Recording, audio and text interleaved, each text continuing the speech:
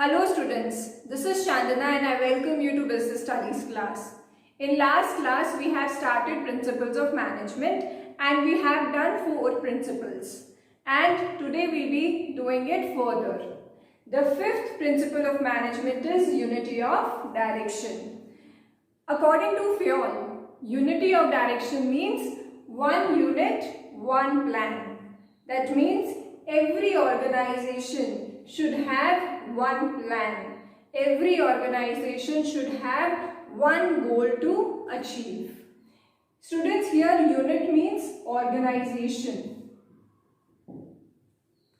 and plan means goal. So every organization should work towards achievement of one single goal. आपको पता है organisation में बहुत लोग काम करते हैं एंड वहाँ पे बहुत सारे डिपार्टमेंट्स होते हैं, तो ऐसा नहीं होना चाहिए कि कुछ डिपार्टमेंट्स तो कोई और गोल अचीव कर रहे हैं, कुछ डिपार्टमेंट्स कोई और गोल अचीव कर रहे हैं. होना क्या चाहिए? All the departments, in fact all the people should work towards achievement of one single goal of organization. So that means every organization should have one goal to achieve, and this is unity of direction. Unity of direction says that one unit, one plan.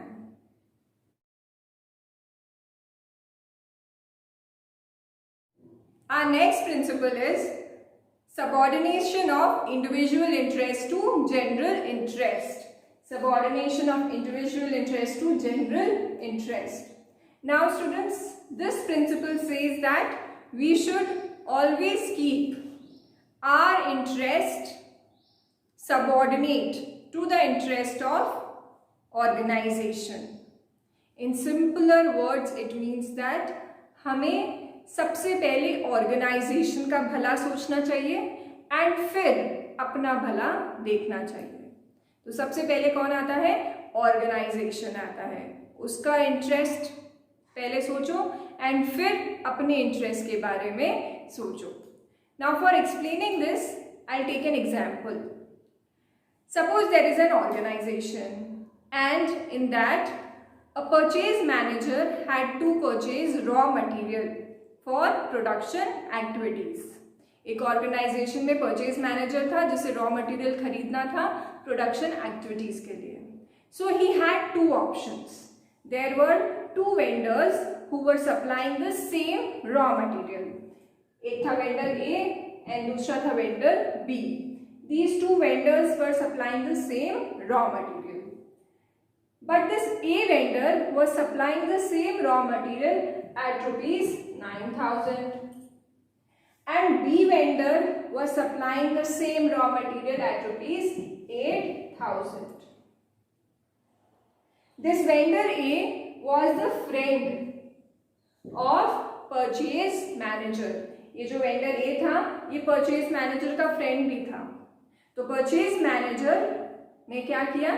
Purchase manager ने vendor A से raw material खरीद लिया जबकि vendor A was supplying at rupees 9,000.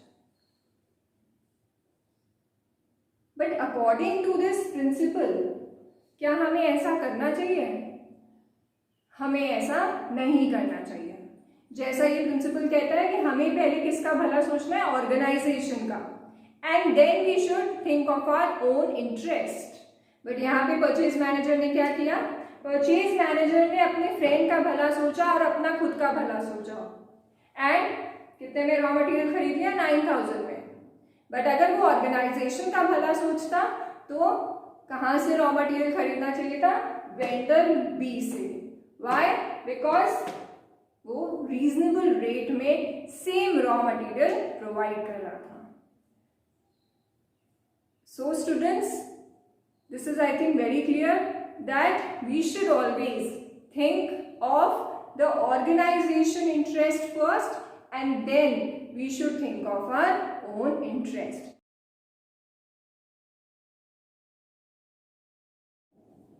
Our next principle is remuneration of employees. Remuneration is compensation that is paid to the employees for doing the work. Now it is said that the remuneration should be adequately paid. The salary should be adequately paid. Adequately मतलब जितना employ काम करता है उसके according salary मिलनी चाहिए. A satisfied amount of salary should be paid to the employee. If an employee is underpaid, अगर उसे कम पे किया जाएगा तो क्या होगा? The employee will remain dissatisfied. He will not contribute 100% in the organization. अपना पूरा 100% नहीं देगा, dissatisfied रहेगा, demotivated रहेगा, and he will always look for better opportunity outside. वो हमेशा कोई नई जॉब देखता रहेगा जहाँ पे उसे बेटर अपॉर्चुनिटी मिले, बेटर सैलरी मिले. Therefore, it is said that adequate amount of salary should be paid to the employee.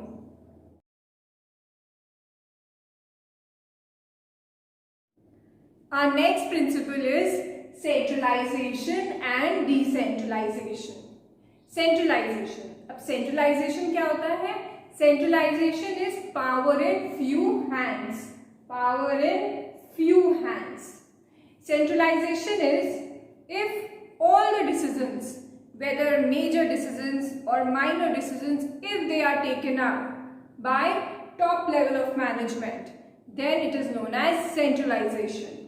Like for example, suppose in a school, all the decisions, चाहे वो बड़े डिसीजंस हो, चाहे वो छोटे डिसीजंस हो, चाहे प्लानिंग से रिलेटेड डिसीजंस हो या फिर स्कूल के डिसिप्लिन से रिलेटेड डिसीजंस हो, सब बड़े से छोटा डिसीजन अगर डायरेक्टर सर लेते हैं तो दैट मीन्स उस स्कूल में क्या है?